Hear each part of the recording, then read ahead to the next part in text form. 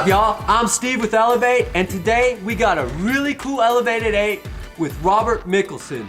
This guy has been around for quite a bit, and he's an amazing inspiration to me and a lot of other people. Really quickly, I want to mention we got some really cool stuff called Elev8 Dolls and Elev8 Veterans. Our Elev8 Dolls is an amazing brand ambassador program. You get to earn some credits, you get to help put smiles on faces. And then we got Elev8 Veterans. It's a really cool 501c3 where you get to help veterans rehabilitate and reacclimate into society. Anyways, let's get into this interview with Mr. Mickelsen. So today we got Robert Mickelsen. Thank you so much for joining us. Howdy. Thank you for inviting me. I'm glad to be here. Pure pleasure. The first question I got to ask is, how did you get started into glass? My standard answer to that question is that I blundered into it. I was in my early 20s and stumbling through life like a blind man in a dark room. And I just got lucky. I just blundered into it. I saw a guy working in a mall blowing glass. And that seemed like a more fun way to make a living than the construction trade that I was in at the time. Drop out of college, and sort of aimless in my life at that point. And I kind of talked my way through the door and got hired on, and he taught me how to make some little doodads and things. And that's how it all started. That was in 1974. You do the math. Right. That's 4 years before I was, or 3 years before I was born. So. Oh, thanks. That's just what I needed to hear this morning, is how old I am. Well, it's a real testament to see, how this industry has grown and all of that. So what were the first things that you started? And well, back in 1974, it was really a different world. And remember, I came from a background, I was in construction before this. I didn't have an art education, so I really didn't have any kind of awareness. Construction? Sorry to interrupt you. What did you do? I was a painter. I painted houses and I did other odd things, just to make money. My girlfriend was in college, and so I supported us both on, I think I made $1.65 an hour. And crazy. with that $1.65 an hour, I was able to pay all our bills and support us both. And, it's a different world. Anyway, I started off making little animals, and there was a lot of little spun knickknacks. And our market back then was grandmothers and people who liked cute little sparkly knickknacks. And we'd sell on Mother's Day and Christmas, and they made cheap gifts that people could buy. And there's a bit of showmanship involved with it all. People love to see the glass and the flame and all that stuff. And it was pretty primitive stuff. But, at the time I had no awareness at all that anything else was done with glass. I really didn't. I just knew that. And that is where it all started so long ago. And then, so you did that. And then I've heard you did a lot of scientific glass blowing. How did you get into that? And then... Okay, I don't know where you heard that, but that is false. All right. So, and that's why I'm so stoked to do these, because I'm so ignorant. I've been doing this. I wish that I had a scientific background, because basically I'm learning scientific now, 47 years in. Wow. No, all of my background, my early background was in tchotchke little knickknacks that we made for gifts. And there was skill involved, and there was the hot glass involved. And that was the thing that really grabbed me, was that I'm one of those people that is like a firebug. I'm just attracted to the flame and to the material. And I didn't really care that much what I was making, at least not at first. It was just the fact that we were making, melting glass and doing it every day. It was so much fun. That's what is important. But no scientific work for me. I wish that I had one. Well, I'm glad I answered that, or asked that question, because I need to be set on track. And, a lot of people, I've been doing this a while and I don't know. So I appreciate that. Did you have a mentor when you started out? Well, the guy that taught me would have been my mentor. His name was Steven Seabaugh. And he hasn't blown glass in a very, very long time. I honestly don't know whatever happened to him. But back then, he was the guy who who started me off and who I idolized because he was so good at it and I was so terrible. But then I was only with him for a couple of years. And then my girlfriend and I moved down to Florida, and I learned of a new person, a fellow named Hans Godo Frebel from Atlanta, Georgia, who was at the time regarded as possibly the United States' most prominent glass artist. And I idolized his work for many years. If you don't know who that is, he's No. still around. He's this crotchety old German guy, really a good glass blower, a great man, and I still think he's wonderful. Hans Frebel, F-R-A-B-E-L, out of Atlanta. All right. And then was he doing soft glass or Boro glass at the time? He was a scientific worker who turned into an artist and started the first really successful artistic flameworking business that achieved national prominence. This was back in the 70s. He was the toast of the glass arts community back then. I don't know if you know who Jenny Ruffner is, but she's another extremely famous glass artist. And she actually learned from Frebel. She graduated from college and went to work for Frebel to pay bills and learn glass from him. Wow. And did you get a chance to work with her as well?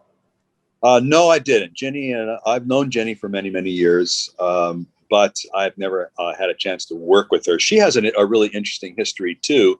I don't want to really get into it here, but if anybody is interested, her last name is spelled R-U-F-F-N-E-R, Jenny Ruffner. And yes, you should know who she is. You should Google her and learn about her and take a look at this other extremely influential and famous person in American glass history. Thank you so much. So have you taken any classes then I have. I think the very first official class that I took was in 1989, and I took it from another person that I regard as a mentor, Paul Stankard. That was at Penland, and Paul taught me so much, but there are lessons that I didn't learn or didn't figure out for years. But he's another great man. Everybody, I think he's far more well known than either the first two artists, but I would count him as a true mentor. He still is today. I still have great respect for Paul. And he does a lot of the marbles, right? Well, he's a paperweight maker. That's his history. Soft glass paperweight maker. He also does what he calls orbs, which would qualify as large marbles. But he's into floral paperweights, and but floral paperweights with a bit of a twist. He has a style and a content in his work that the other paperweight makers don't really have. Most of the floral paperweight makers make pieces that are beautiful representations of nature in glass, where his has more of a message. And I think that's what sets his work apart from all of the others. Right on. Where do you get the inspiration and creativity for your glass? That's a complex question, actually. I think that creativity comes from the subconscious, and the more tuned into their subconscious a person is, the more creative they're able to become. I am not a very aware person when it comes to my subconscious. I had to be taught. I had to learn. It took practice.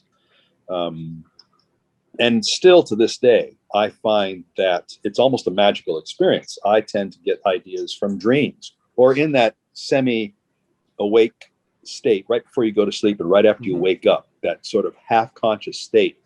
Things will come to me. And I have learned through the years to recognize them and grab onto them. Also, in the process of working, I tend to get into a kind of a state. I don't know how you would describe it. There's probably a whole science is built around this theory. But when I'm working, I kind of get into a zone. And when I'm in that zone, ideas seem to come flying in out of the ether and slap me upside the head in the middle of it. And again, it took me practice, but I learned to recognize when that happened. I learned to recognize that that's the good stuff. You know, you'll be working and working, and then suddenly you go, oh, wait, I know what I'm going to do. It just comes out of nowhere. And I think that that's the really magical stuff. And I've kind of learned to act on those things. I think that's the clearest answer to your question that I can give you. When you get those inspirations, do you go into them right away, or do you just jot them down, come back to them later? Do you let them marinate, or? I think it's sort of all of the above. It depends on the idea. If it applies directly to what I'm doing in front of me, I'll act on it immediately.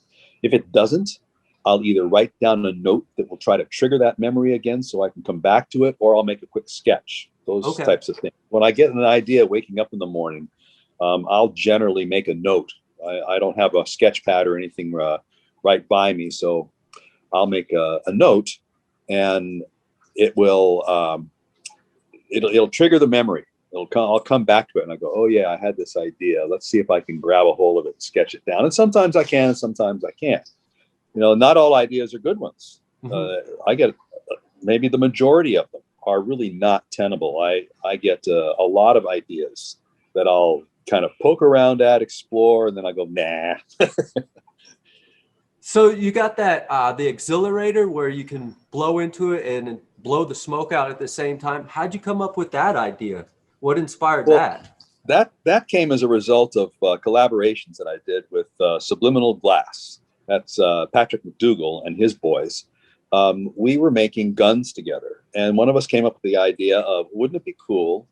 Remember, I don't like to have guns where you exhale through the barrel. I mean, I have to do that for handguns because there's no other way to make it go. But I want to make guns so that you inhale through the back of the gun, and then when you exhale, why not blow back through the mouthpiece and have it come out the front of the gun? Was the idea. We thought that would be cool, and so we did some engineering and poked around with it and came up with the plan. And the way we did it was that we made 2 channels inside the gun and 2 mouthpieces, one right above the other like this. And so you would inhale through the top one and exhale through the bottom one. And then you could have the smoke go out the front of the gun by exhaling through the separate channel. And when I got to thinking about it, I got to thinking, well, I would love to make it so that there's only one channel. And the way you do that is through check valves. And I started poking around the idea, and then Kiva Ford, I got to give Kiva the credit for, he sent me a sketch on how to make a little glass check valve. And I was like, ding, that's it. So thank you, Kiva. I sat down and I practiced making the check valves so I could make them airtight. And that is what is required for the exhale. You have 1 check valve that allows the smoke in, and 2 check valves that allows the smoke out. And they all open and close the same way. But one is on one side of the exhale chamber and the other 2 on the other side of the exhale chamber. Therefore, when you inhale, the first one opens and the second 2 close. And when you exhale, the first one closes and the second 2 open through the exhale chamber. And that's what causes you to literally be able to breathe through the piece. The people that use these pieces say that it's a very different experience. You're literally breathing through the device. Like that. And it makes for a different kind of smoking experience. I don't smoke myself, but I take their word for it. Not everyone likes it, but I would say that the approval rate for my exhalers is about 80%. 20% don't like it, 80% do. That's more than enough market for me. So the 80-20 rule hits right there, so sounds like it's great. Absolutely. Yeah, it does work. I know that people are concerned about cooties and stuff, exhaling back to the piece. Ew. But hey, I like to see them come up with that excuse when they go to swap spit with their girlfriend next time. Yeah, in this industry, a lot of people consuming, they're sharing joints or blunts or everything. Sure, of course. Anyway, so yeah. It's like, but I get it. If it's not your thing, that's fine. That's fine. It is a unique thing. You could chalk it up as a gimmick if you wanted. That's fine. But what it really comes down to is a different smoking experience, and that's really all it is. A different smoking experience. I don't think it hinders the smoking experience in any way. In fact, it enhances it in one particular way. And if that's your thing, great. That's what I make. I love it. And you make things without it. So either way. I do. I have very specific designs because of the need for the exhale chamber. You have to have this chamber that's designed for exhaling. And it doesn't go with every design. There are some designs, particularly my other favorite design to make these days is a jammer. And the exhale chamber doesn't work very well with jammers. How long does it take to make just that chamber? Like if it didn't It's, include all the other stuff like it heart. doesn't really take that much longer. Okay. It's just a different process. It's just a different process. Making the valves takes a few minutes for each one. And the exhale chamber, it took me a while to get them designed correctly. For instance, one of the things I learned is that if the inhale valve doesn't pass all the way through the exhale chamber, some of the excess smoke gets trapped in the exhale chamber and wasted. And people didn't like the idea of smoke being inhaled into the exhale chamber and then being blown out of the exhale chamber without being inhaled into your lungs. So the way I solve that is I have the inhale valve pass all the way through the exhale chamber, bypass it, in other words, so that it goes straight into the neck. And so no smoke enters the exhale chamber until you exhale. The inhale bypasses it. Wow, that's probably why you need two check valves for the exhale to make it. No, not necessarily. I think two check valves allows for a little better flow. Generally people want free flow on the exhale. They don't want to be restricted on exhale. I think a little restriction is good on the inhale. Beautiful. You don't want a restriction on the exhale. So two valves is better. Man, beautiful in the design. That's really cool. What are your favorite items to blow? Pipes, rigs, little animals? Or just the monstrosities, the masterpieces? I don't know. I love making pipes. I never thought I would have said that, 15 years ago. I really enjoy it. They're challenging. They're the most challenging vessel I have ever learned to make. Far more challenging than teapots or goblets or perfume bottles or vases or any of the other things that I've made over the years. Mm-hmm. Pipes are really gratifying. They have everything that a nerdy techie like me loves. They're hard. They have to be perfect. They need all the latest technology. I learned to use a lathe, for crying out loud, after so many years. The rigs are what brought you into using the lathe? Yeah, absolutely. Oh, absolutely. wow. It's scientific glass blowing. Like I told you, I'm learning scientific glass blowing now. I mean, fellows like Jay Gordon would laugh at my current ability level, but I'm proud as hell of it. I learned to do all kinds of new things making pipes. I'm a better glass blower today than I was 10 years ago when I was in my 50s because of pipes. I've learned that much. There's so much to learn. I have all these theories about learning and the role it plays in your life development. I refer to myself as forever a beginner. Forever. Yeah, I like that. And then keep the learning going, never stop. Oh yeah, expanding. Yeah. I'll tell you my favorite analogy is that learning things like walking into a giant room. You walk through the door and here's this giant room of knowledge. The further into the room you get, the bigger the room gets. So no matter how far you walk, no matter how long you live, you never get far past the entrance, no matter what. So the other thing I like to say is the more you learn, the more you find out you don't know. Yeah. And so I tell people who are not as experienced as me that I don't know a whole lot more than you don't know. But there is experiences that have been gained over time and whatnot. Of course, yeah. We learn from our cumulative experiences. We try to share those experiences and pass them down. That's called teaching. But I learn from every glass blower I meet. I try to show what I know, and I also learn from them. So, we mentioned classes earlier that you took some. I assume now that you have become an instructor yourself. So I've been teaching for 25 years. Yeah. 25 years. Do you find that as just a fun thing you do, or do you actually learn from teaching as well? No one learns more than the teacher is the guy that learns the most. I'm telling you, for those of you who haven't taught yet, that is the truest statement I will make. Right. No one learns more than a teacher. It's almost a selfish thing. You get to learn. Not really. And teach. It's inevitable. It's inevitable. Your ass is on the line as a teacher. Mm-hmm. In the kind of classes that I teach, I'm the one that gets graded. I don't grade my students. I get graded. And so I'm the one who's under the gun, under the spotlight. The students pay their fee and they show up and they have a great time and they learn a lot, but no one is under the gun except me. And boy, let me tell you, that is a learning experience. I learn about people. I learn about communication skills. There's so many things to learn that are associated with the activity of teaching. It is It is not easy. I know of plenty of world-class glassblowers that are terrible teachers because they don't have these other skills developed. Yeah, Really, you probably have to learn how other people learn in order to advance their skill set, maybe. absolutely.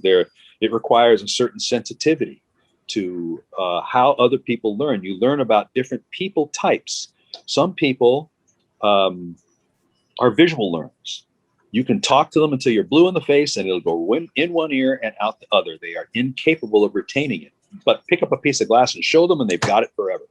And you got to learn to recognize these types. Other people are very resistant to learning. They pay for a class, they show up to try to learn, and then do everything in their power subconsciously to try to impede their learning. And you have to learn how to get around those people too, because it's your obligation, it's your duty to figure out how to get through them. A perfect example of that. Have you ever talked to somebody that completes your sentences? Yeah. You know what I mean? Well, that's the kind of person that will show up at my class and be able to learn because they're so busy blocking me by trying to anticipate what I'm going to say and show how smart they are by completing my sentences that they fail to retain what I'm trying to show them. That's a personality type. It's very common. I see it all the time. And you have to learn how to talk to these people. And I'm telling you that my wife is into psychology and she's taught me a lot about just listen to people, listen to how they respond to you. Speak when it's your time and then shut up and listen. And you will learn a lot about people. So I learned tons about people. It may not be so much about glass that I learned, but I learned about people. I learned about communication. I learned about all kinds of different things. It's a constant education. It's part of the reason I love teaching because it's so interesting. Yeah, and that's part of the journey of life is to experience that stuff and Absolutely. grow more knowledge. It applies to every aspect of a person's life. Whether you know it or not, everything you do in life, a learning or a teaching experience, every waking moment. When you, so you've been blowing glass quite some time. Have you been doing, the bare minimums where you're just maybe putting in 8 hours, 5 days a week? Are you crushing out 7 days a week, or does it just has it changed? Let's see, you consider 8 hours a day, 5 days a week, 40 hours a week, the bare minimum? That's what I think is like. Hey, I'm an old man. I'm old. I feel like, at my age, I'm 69, that if I put in a 40-hour week, I've done pretty damn good. Right on. I have a life. I have a wife and a home and family, and I have got to have time for these other things too. They're all learning experiences as well. Absolutely. Did that change over time where maybe in your younger days when you were making $1.40? Yes and no. I have always kind of worked a 40, maybe a 50-hour week if I'm really, but I never really went for these 70-hour weeks like some of these kids have no life. All they do is work. And that if that works for them, that's fine. But I feel like if you do it for too long, for too much, you're going to be missing out on some things. And you want to make sure you don't miss out on these other things too. That's a good point. It's all important in life. And you can get plenty of work done and make a damn good living working 40 hours. You can. Absolutely. What do you consider the most difficult piece that you've ever put together? The one I did yesterday. Now it's all hard. It's all hard. If you're not working at the outside limit of your ability, you're just wasting time. For me, it's all difficult. I am always sweating bullets. I'm always losing pieces. There's constant failure in my work. I've been doing this a really long time, but I don't regard myself as the greatest glassblower on earth by any stretch. I feel like I lose a lot of stuff. I make a ton of mistakes. So it's all hard. Pipes are hard. They are difficult to do. Recyclers, complex builds like that, especially using the colors and things that we have now, it is difficult work. And it seems like you always have disasters after you've got 2 or 3 days into a piece. Then that's when it happens. It never happens at the beginning. Right. It always happens when you're all invested days of work, and then something happens at the very end. You screw up something and boom, you lose the whole goddamn thing.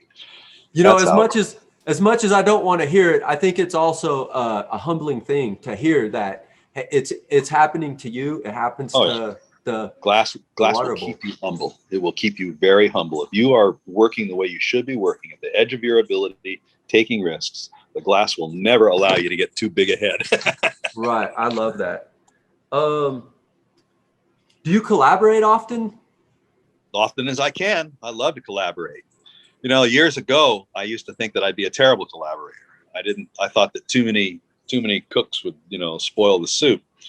But I learned that I'm actually a pretty good collaborator. I don't mind sharing authority and decision making. And I love the scope of things that are able to be made working with another very skilled glassblower. I love collaborating, and I do it as often as I can. Nice. When you collaborate, do you find it's easier to take the lead or give the lead and let one leader go? Or do you find just go together 100%? It depends on who you're working with. Okay. What you have to do is to be able to adapt to the other person. I'm adaptable. I can lead if that's what's necessary. I can follow if that's what's necessary. And I can work side by side if that's what's needed. And I know this because I've done all three. I don't want to name names, but there are people that have to be the leader.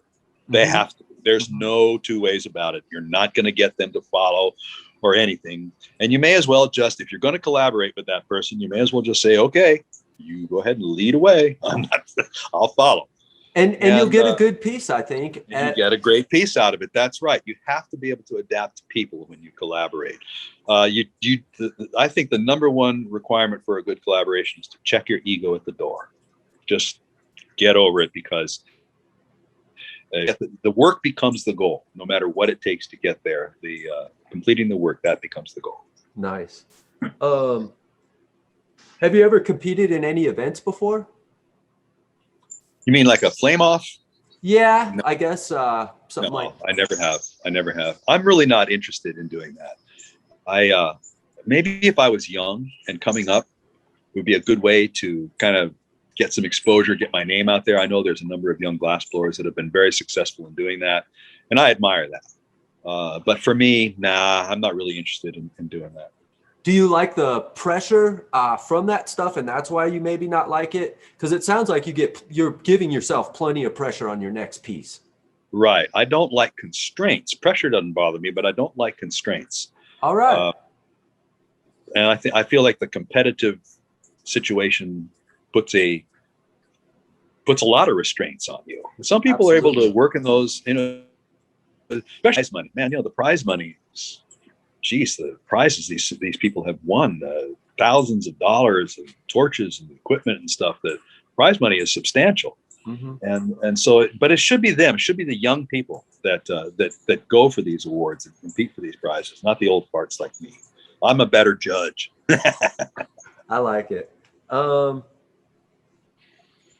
Do you have any outside hobbies besides glass that you want to share or not share? No, I'm happy to share. I will tell you this. In my history, I would have said surfing. I was a surfer for 50 years. Wow. I gave it up about 10 years ago. I just got too old and too fat, too slow, and it wasn't worth it anymore. And then I moved to Ocala, which is inland. But nowadays, every once in a while, I go fishing with my stepson. And I like to work in the garden with my wife. We take walks. I'm into bird watching, old people stuff. I guess it's just more the appreciation of life when you get to appreciate it a little later. It is true. I've seen enough, I've had close friends die and get sick. And I'm very fortunate that I'm 69 years old and in good health. And so I try to appreciate every single day. Right. I try to appreciate every single day. What can we look forward to in the future from you? Or the same. Next level stuff. I hope so. I try my best. I'm probably going to be slowing down here, even though I don't want to. At 69 years old, I can see in 10 years I'll be almost 80. And I can't see working 40-hour weeks a week. Then maybe not. Maybe I'll be fine. I don't know. Right now, I don't try to not trying to make any major changes. I'm content with everything I've got here. I live in a great house. I've got an awesome studio. My wife is out of this world. She's wonderful. I'm pretty damn happy. And things are good. I don't really want to change things. If I can maintain where I am here for the next 10 years, I'll be happy. As far as the work is concerned, I have no idea. I'm hoping for some awesome surprises. Well, Mr. Mickelsen, I think that's it for me. Is there anything else you want to add? What's the best places we can go to find your work, see your work? Go to the Corning Museum of Glass. If you want to see something made back in the 80s. I'm in a number of art museums, old work. People bought my work back in the 80s and 90s, and then they got old and died and passed their collection off to a museum somewhere. And there's some old pieces in some museums. Contemporarily, if painting stores that have bought my work and miss anybody, they'll just be insulted. So I kind of don't want to go there. But if you go to my Instagram, you will see a number of stores that bought work, because I always tag them after sales, and you can see you can get your way to the stores that are carrying my work through my Instagram. That's probably the best way to do it, and that'll keep me safe. That way I don't forget to mention somebody. I love it. Well, thank you so much for your time. I appreciate it, and I appreciate the inspiration you've given us. My pleasure. Thank you for inviting me. Have a great day. You too. Bye-bye. Bye. Well, all right. That was pretty cool. I was quite nervous to do it. When you get to interview some people of that caliber, pretty neat. But he was very humble. He was really easy to talk to, which made my part really easy. It was really neat to get to know the guy. I can't wait to meet him in person and really go from there. Also want to throw it out there. We're looking for brand ambassadors to help us build Elevate. Be it a part of something bigger than yourself, and really, I need your help. We got a really cool place you can go to, elev8dolls.com. Both girls and guys can go to their sign up, and we're working on something for Elevate Dudes, so be on the lookout for that. And also, we got Elevate Veterans. It's a 501c3 where we rehabilitate and reacclimate, or help to veterans, locally. It's a really cool thing. Check it out, elevateveterans.com. Anyways, elevate, mind, body, spirit.